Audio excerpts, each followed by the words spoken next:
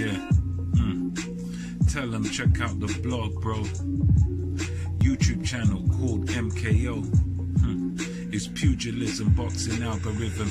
M stand for Marvin and Kevin's initials K.O. Yeah. What's good, ladies and gentlemen? This is the MKO Pugilism Boxing channel. We're talking all things boxing as per usual.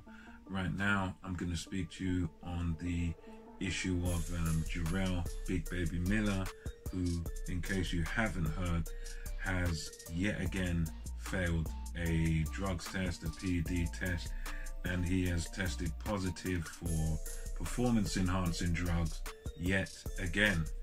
And this is a particularly annoying case to be hearing of again, because, you know, we were just speaking on this last year.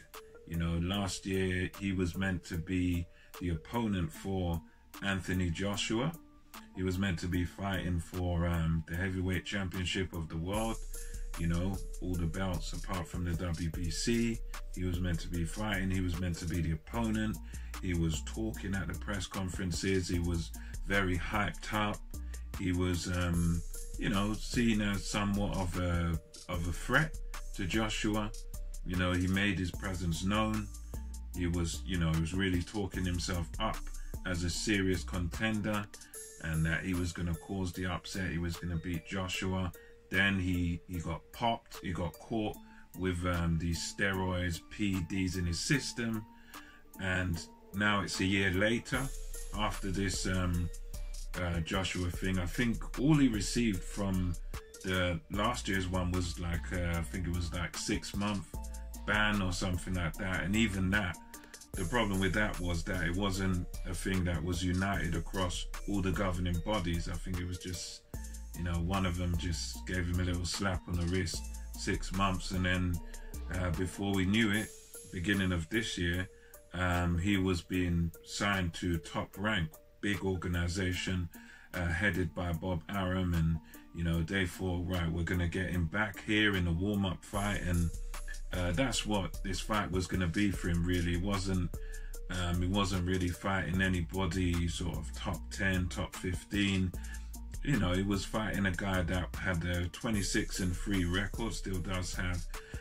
Not really a world beater, but designed, this fight he was going to have now was just designed to be sort of a warm-up, something to get him back into the sport and then get him into contention possibly for a world title. So this was a big opportunity for Jarrell Miller. Not a massive fight, but this was a big opportunity where he's getting another chance that, okay, you've done your thing with the drugs, you've been caught, you know, now it's your time again. We're giving you another opportunity to fight again. And even that, a lot of people thought he shouldn't have got that.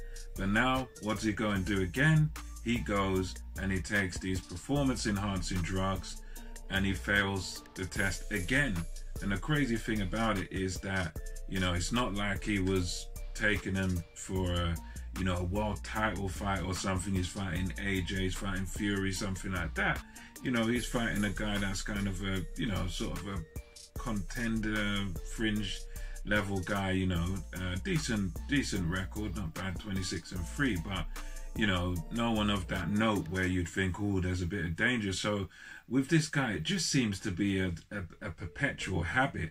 You know, he's been apparently saying that, oh, he's never knowingly taken a steroid. He's never knowingly taken performance-enhancing drugs to win fights. But, you know, that sort of nonsense is not washing with us as the fans, and it's not washing with the fighters either. You know what I mean? About you've never knowingly done it. And it's just like, how many times is this guy going to do this?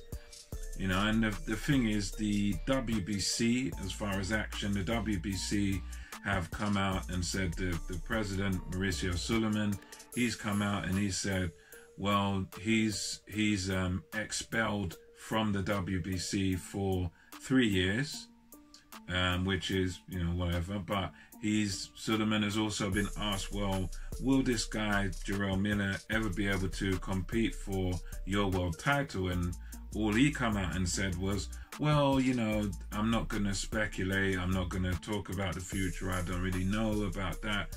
And also, you know, when it comes to the other governing bodies, WBA, IBA, all the rest of them, I haven't really heard much coming from them either. So it's one of these things that he's also, the WBC have also, the reason they've given this expulsion for 3 years, which, you know, looks like he could even come back, unfortunately, but they've given that expulsion because he wouldn't enroll in this clean boxing program.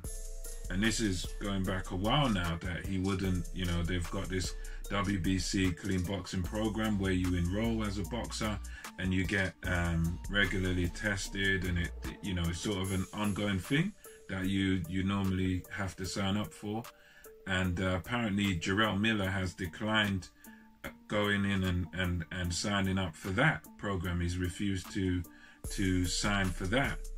And it's interesting that even that really should have been a red flag there. You know, a guy doesn't want to enroll into a clean boxing program designed to sort of keep the sport safe, you know, keep the PEDs and the drugs and all that stuff out of boxing. But this guy didn't want to enroll in it, yet he was still allowed to go ahead and re-sign to fight. You know, as of right now, I think personally that this guy shouldn't be allowed back in the boxing ring, really. I mean, if we're going to be sort of consistent here, I think once you've sort of, you know, repeat offended, you gone against Joshua, 3-4 drugs. Once you've done this many drug test failures, to me, it shows me that you haven't learned your lesson. And, you know, in my view, I think guys like this, they just need to be kicked out of the sport of boxing, really, because boxing is such a dangerous sport anyway. It can be, you can have career-ending injuries. You look at guys like Adonis Stevenson, who, you know, he fought Vosdick, who's now retired, and, you know, he had terrible injuries. He was comatose, and, you know, he's just now finding his feet again after that fight. You look at guys like Michael Watson, he's had life-changing injuries, and you look at, there's been deaths in the sport. So just these facts and these examples and cases should show us enough to know that, look, once a guy cheats, he tries to get an edge by taking drugs.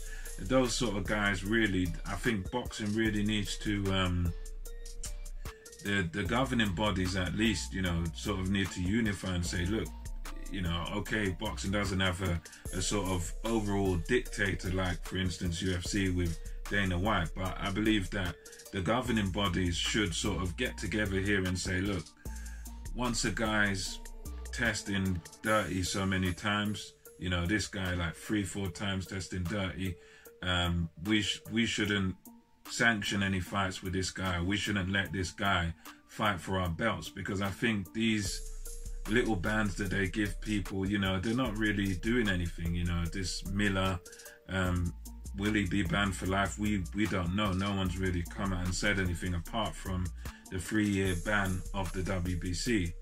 But as I said, I'll just reiterate from my point of view, if you're repeatedly taking drugs, taking these PEDs, you know, you're claiming that you're innocent and you're claiming you didn't know what you're doing, and it keeps happening, I think you need to be out of the sport on a real, you know, serious level, because in the boxing ring, even without the drugs, without anything, you're risking your life. One punch can change anything, can change the whole fight, can change your entire life. So we can't afford to be letting guys get away with taking PEDs and then, you know, giving them a slap on the wrist for a year or whatever. No. For me, they just need to be out of the sport. Once it keeps happening, they need to be gone. But anyway, that's just my thoughts on this PED situation with Jarrell Miller. Drop your thoughts in the comment section. Let me know if you agree, disagree, whatever. And till next time, remember to like, subscribe to the channel, and I shall see you on the next one. MKO Pugilism, over and out.